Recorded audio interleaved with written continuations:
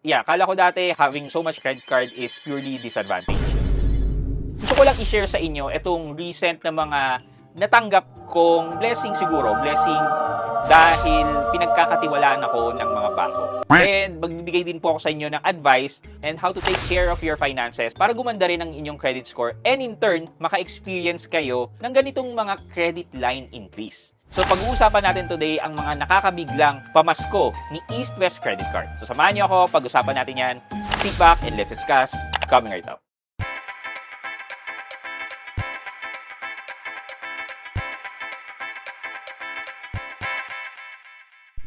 Hi guys, this is Pat and you're in Pat Quintos Review TV. So if you're new to my channel, I do reviews about personal finance na meron akong experience or meron na akong knowledge na ginawan ko na yan ng videos and playlist na makikita nyo dito sa taas. At kung bago ka dito sa channel ko, you may want to consider subscribing to my channel. So after some time again, binigyan na naman ako ng increase na credit line ni East West Bank. I don't know if you remember my last video about my East West credit card, which is ito. Kung hindi pa, you can head over to that video after watching this video. Sinabi ko po dyan na yan po yung first 1 million na credit line ko with East West. Eventually, tumigil po ako sa paggamit ng East West. Ginawa ko po, siguro, last year yon tama. It's also December last year nang sinabi ko na debt-free na ako, na wala na akong pagkakautang sa credit card na nire-revolve ko. Ang ibig ko sabihin doon is that lahat ng utang ko ngayon, maliban sa housing loan, syempre housing loan yun. Pero lahat ng mga utang ko sa credit card, sa mga buy now pay later apps, is meron akong utang with them, but binabayaran ko rin sila kaagad.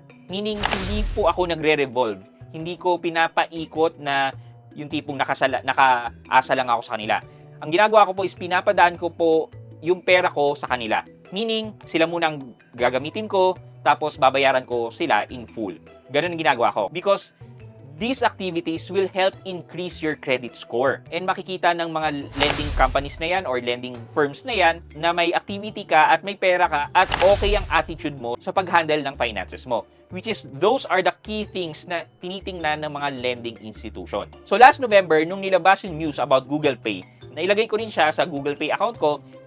Pwede ko palang i-link tong credit card ko with Google Pay. And sinubukan ko mag-tap to pay. So nakagastos ako around 300. So pagkatapos noon, dumating na yung bill ko with East West and magbabayad na ako, nagulat ako na nagkaroon ako ng increase ng credit line kay East West. Nakita ko na lang na iba na yung available balance dito sa aking credit card statement. So, East West Bank, maraming salamat po sa patuloy na pagtitiwala po sa ilang kailangan kong credit line sa akin. Okay, here's the interesting part. Kung hihiramin ko ang buong 1,100,000, anong itsura nito? Kamusta ang interest? Kamusta ang pagbabayad? And eto na nga, habang nag-scroll ako sa Viber, nakita ko tong message ni East West sa akin. Okay, so ito nakita ko. Sabi niya dito, "Hi Patrick, whether shopping for Christmas gift, going home for holidays, or ordering a feast for family get-together, always be ready with East West credit cards, Instacash facilities." So sabi niya dito, avail of Instacash of up to 1,107,000 at a low add-on interest rate of 0.55% per month for up to 60 months.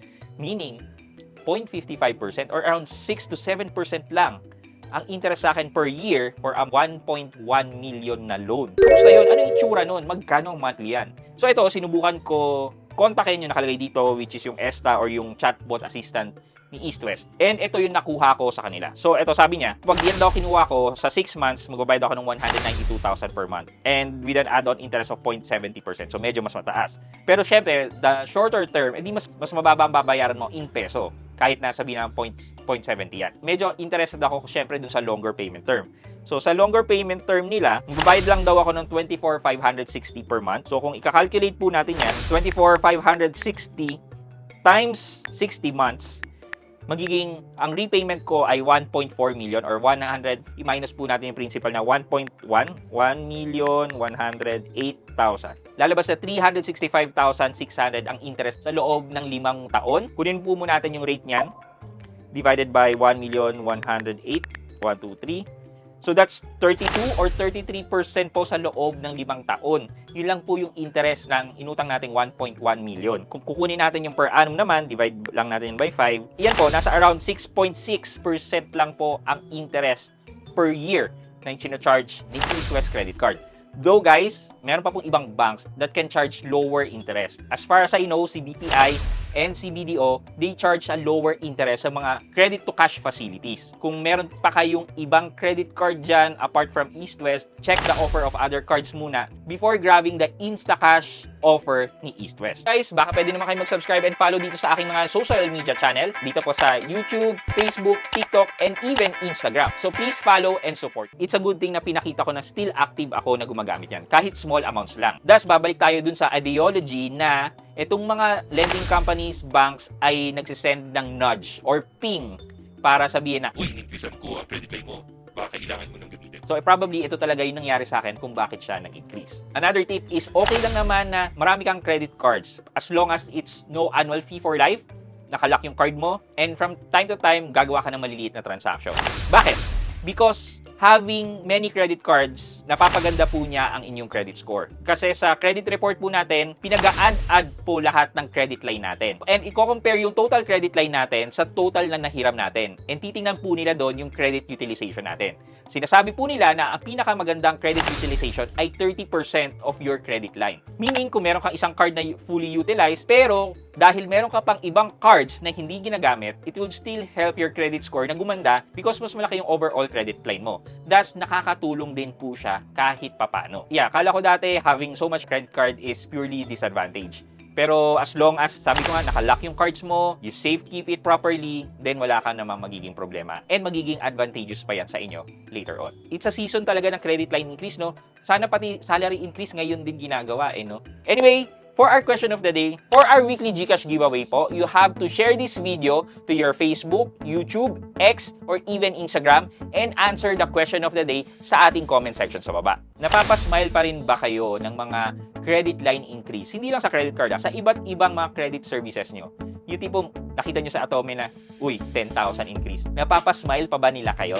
Ayan, let me know sa comment section sa baba for your chance to win 1,000 pesos sa ating weekly GCash giveaway. Yun lamang po for today's video, but before we end this video, mag-shoutout po muna tayo at shoutout kay Aranzado Linex at Lean246. Ang sabi po niya, Sir Pat, pa-shoutout naman po from Tanay Rizal, watching every upload video. Kay Aranzado Linex, shoutout po sa inyo. Thank you so much po sa patuloy na panonood at pagsuporta sa mga videos na ina-upload ko. Thank you so much po. I hope you can like this video, leave a thumbs up, and if not, wala nang problema dyan, but continue to support me by subscribing to my channel by clicking the subscribe button and also the bell button sa being subscribe para makareceive kayo ng latest notification sa lahat ng upload ko. Again guys, this is Pat Quinto and you're in Pat Quinto's Review TV. Bye-bye!